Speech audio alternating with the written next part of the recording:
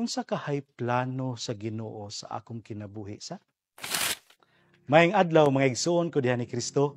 Kini si Reverendo Nino, usa sa mga diakono sa Archdiocese of Cebu.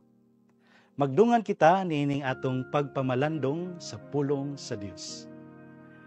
Mga igsoon, karong adlaw gisaulog nato ang solemnidad sa pagkatao ni San Juan Bautista. Kansang kinabuhi, naghatag ka nato og kahulugan diha sa atong tagsa-tagsa ka mga pagtuo.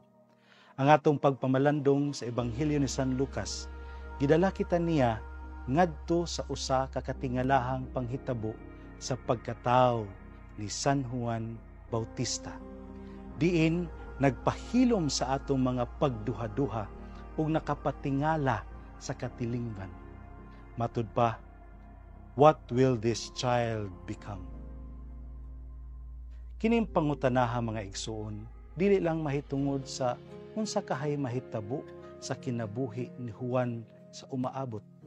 Nagsalamin usab kini mga igsoon sa atong tagsa-tagsa ka mga kinabuhi. Makapangutana usab kita, unsa kahay plano sa Ginoo sa akong kinabuhi sa? The Gospel opens with Elizabeth's overflowing joy. Usa ka timaan sa walay paglubad nga pagtuo niya ug ni Zacarias nga iyang bana.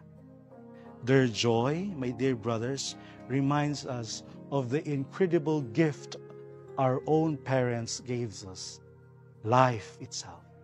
Just as Zechariah and Elizabeth nurtured John, our parents shaped us with love, taught us right from wrong, and made countless sacrifices. Mga kaigsuunan ko, how often do we pause to truly appreciate nining dalaygon kaayo nga gasa? Think of the sleepless nights, the endless patience, ug ang ilang walay paglubad nga pag-agak o pagsuporta kanato nga ilang mga anak. My dear brothers, this feast day invites us to reflect on their role in making us who we really are. And so let us pray for our parents, both living and dead, acknowledging their immense influence.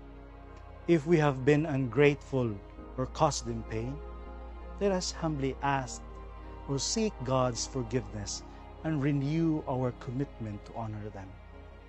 In a very real sense, they were God's instruments in our lives, guiding us and loving us unconditionally.